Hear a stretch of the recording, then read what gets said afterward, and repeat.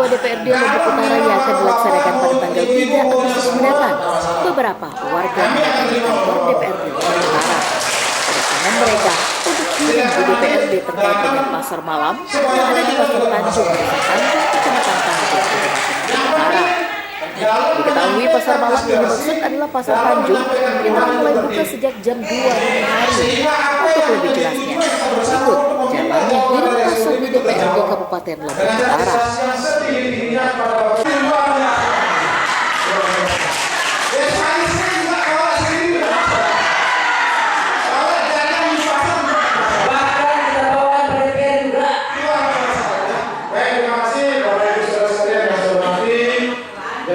Karena diminta itu 3 juta itu per bulan.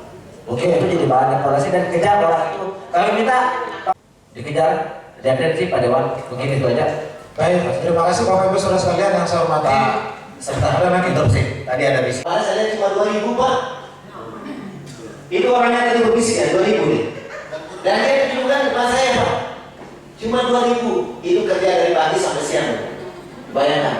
Maka dampaknya sangat luar biasa, menyakitkan hati teman-teman pedagang siang, sehingga mungkin kita lebih tegas untuk menekan kembali bahwa pasar malam itu tidak sepakat untuk diadakan. Terus yang selanjutnya kemarin saya coba-coba jalan-jalan. Ada pedagang dari motornya nih Pak, dan sabun. Dia penjualan di samping pintu gerbang. Itu kenanya modal itu 1,8, 1.800.000. Entah maksud mana dia nggak punya lapak. Saya tanya dia sudah store 500.000 Pak. Sisanya akan menyusulnya.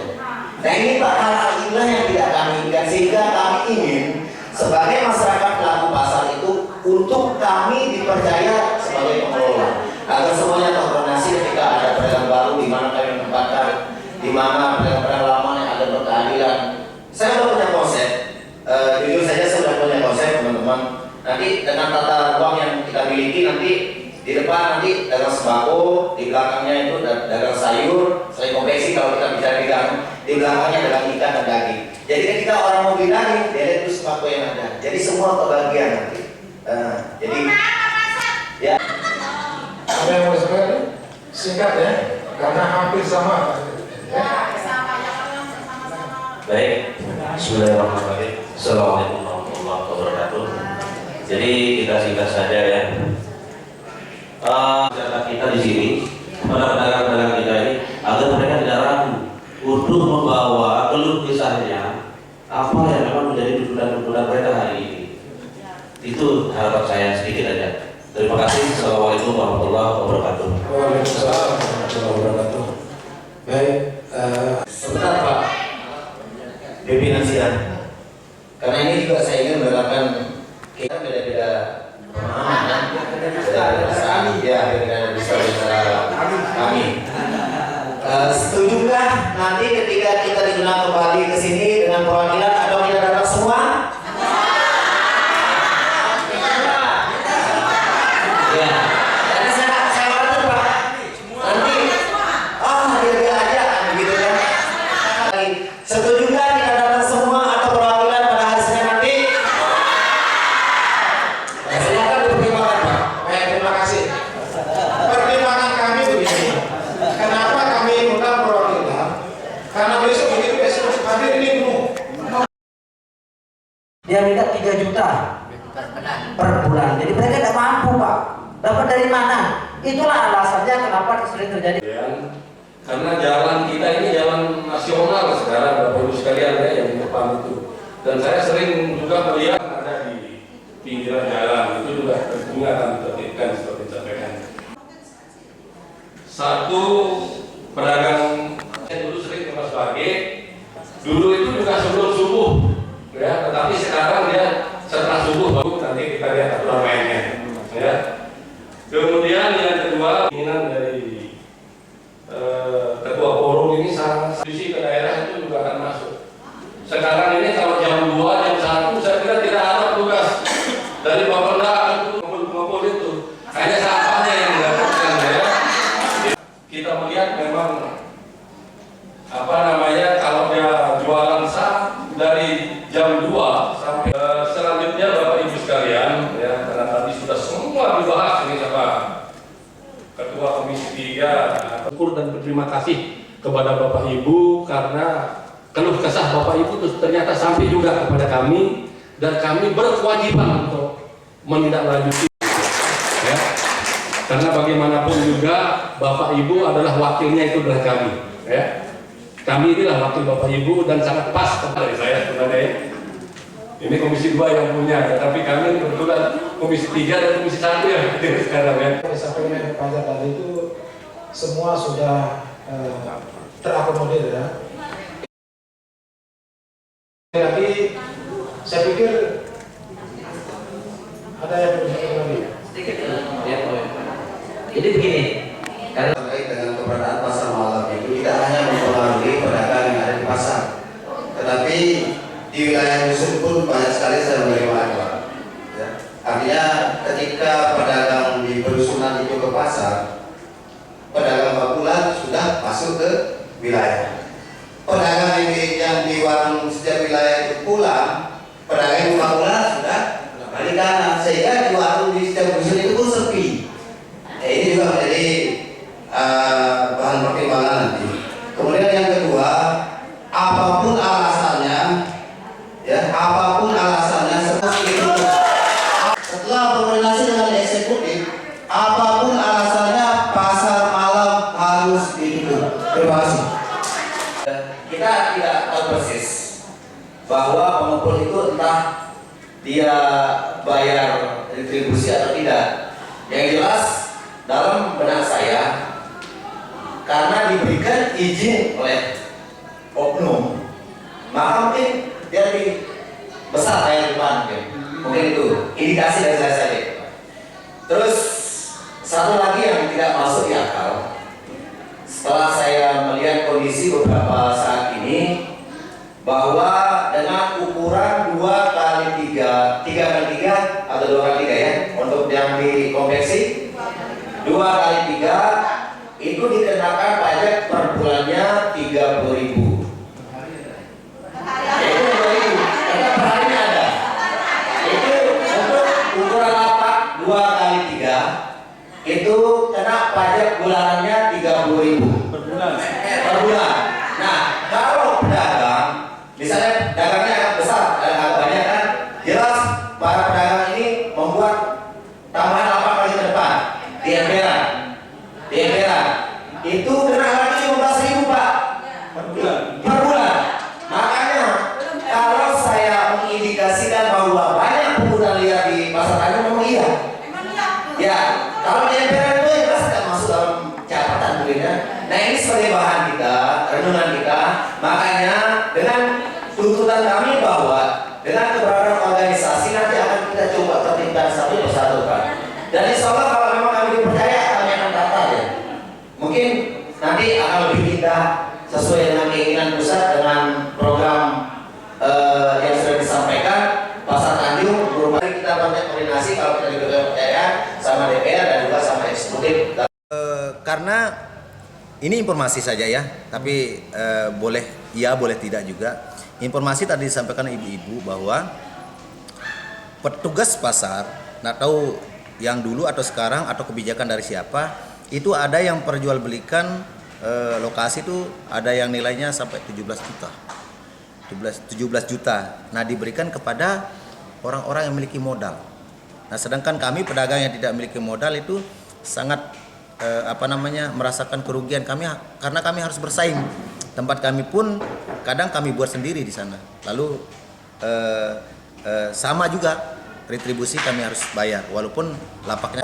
Kesepakatan kita akan kita undang lagi nanti dari forum pasar Tanjung ini, termasuk juga LSM yang mengakomodir semua ini, mengadvokasi ini untuk kita ketemu dengan eksekutif, kita jadwalkan sesegera mungkin. Insya Allah pada saat luang agenda-agenda DPR, kemungkinan besar hari Senin kita akan agendakan itu untuk kita ketemu eksekutif dengan para pedagang-pedagang yang ada di pasar Tanjung ini. Beberapa tuntutan dari para pedagang tadi, salah satunya yaitu penutupan pasar malam. Dikarenakan ada beberapa keganjalan yang terjadi jika tetap diadakan pasar malam itu. Antara lain kehilangan, kita takut adanya kebakaran. Ya selain itu seperti yang dibilang Pak Ketua Dewan tadi itu betul.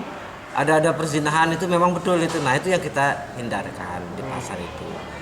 Terus yang kedua, tuntutan kita itu adalah pembentukan organisasi, di mana organisasi ini yang mencangkup seluruh kegiatan yang ada di pasar itu sendiri, baik dari penataan ruang sampai penertiban pasar, seperti parkir di mana, buruh fungsinya di mana, pemungutan seperti apa. Nah, ini yang dilakukan oleh organisasi-organisasi ini. Nanti itu yang akan dibentuk, itu keinginan dari para pedagang ini. Akan puas ya mungkin belum ya, karena mereka belum melihat hasilnya. Karena kemarin kita sudah memberikan sebenarnya informasi kepada masyarakat pasar, pengguna pasar itu seluruhnya hadir. Tetapi karena memang ada beberapa pertimbangan kita audiensi, sehingga saya juga sebagai paling terdepan di sini lembaga, ya kita mengikuti aturan pemerintah biar diwakilkan aja. Itu baru perwakilan itu dari beberapa pengguna pasar. Itu hanya beberapa perwakilan. Nah, jadi kemungkinan nanti kalau sudah disetujui sama DPR tadi dengan semuanya, mungkin besok lah bagaimana lihat masyarakat pedagang ini akan hadir. Mungkin ada dengan adanya aktivitas pasar malam, jadi mungkin dampak negatifnya lebih besar daripada dampak positif yang kami rasakan selaku pelaku pedagang yang ada di Pasar Tanjung. Dampak negatifnya adalah sering terjadi kehilangan. Sering terjadi kehilangan itu khususnya di los konveksi itu. Ada bukan 1-2 pakaian yang hilang, bahkan karung-karung yang hilang. Nah, lalu dengan terjadi seperti itu, kami sebagai pelaku pasar menekan kepada pemerintah daerah dengan legislatif untuk bagaimana sistem dan caranya untuk menutup pasar malam. Nah, itu dan ketika terjadinya transaksi di malam hari, saya bisa mengatakan bahwa pendapatan daerah itu tidak sesuai dengan harapan, karena banyak sekali pedagang malam ketika petugas yang ditugaskan oleh pemerintah daerah untuk mengambil retribusi, mereka sudah pulang. Itu bukan 1-2 pedagang, bahkan malahan ratusan pedagang yang transaksi di malam hari. Itu satu. Lalu dampak yang kedua, dampak selanjutnya yang saya rasakan di sana ada banyak kejanggalan yang terjadi khususnya di los ini konveksi kan, dengan sudah ditetapkan masing-masing pedagang itu diberikan kewenangan untuk mengelola ukuran lapaknya itu 2x3. 2x3 itu dikenakan pajak per bulannya itu 30.000. Itu yang sudah terjadi. Lalu menjadi pertanyaan saya yang saya lihat ada kejanggalan di situ. Ada di depan lapak yang sudah ditetapkan, ketika para pedagang membuat lapak tambahan di situ dengan ukuran 1x2 atau 1x3, itu dikenakan lagi pajaknya sebesar 15.000. Nah, pertanyaan saya, yang 15.000 itu dikemanakan?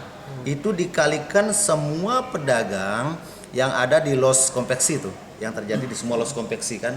Nah, kami juga belum mengidentifikasi di los-los di gang-gang itu apakah sama juga perlakuannya seperti yang ada di los konveksi itu.